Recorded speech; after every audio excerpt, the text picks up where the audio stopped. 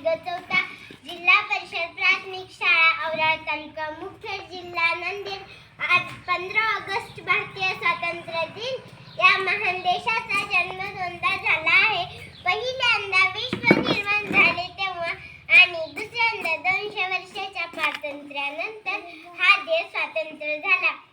तेव्हा या देशाने काही महान माणसांना जन्म दिला आहे आणि त्या महान माणसांनीच नंतर या देशाला स्वातंत्र्याला जन्म दिला आहे.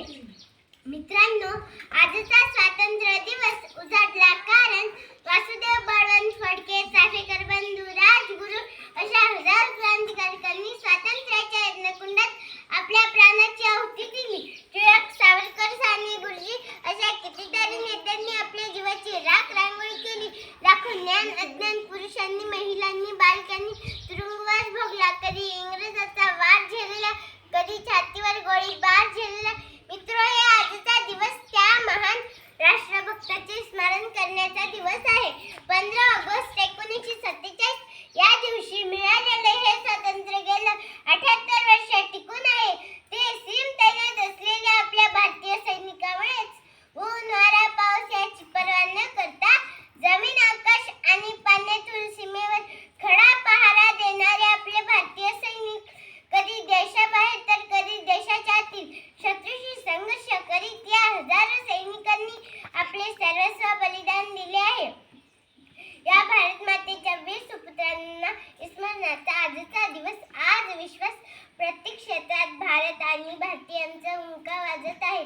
अवकाश संदेशन, माहिती तंत्रज्ञान, जैव तंत्रज्ञान, कृषी, अर्थ, आरोग्य, क्रीडा अशा कित्येक क्षेत्रात भारत हा विश्वविजेता बनवण्यात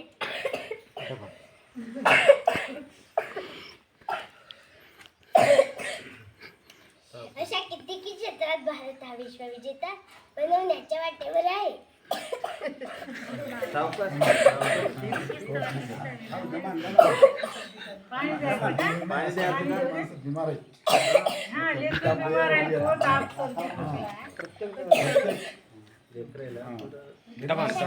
क्षेत्रात भारत हा विश्वविजेता बनवण्याच्या वाटेवर आहे.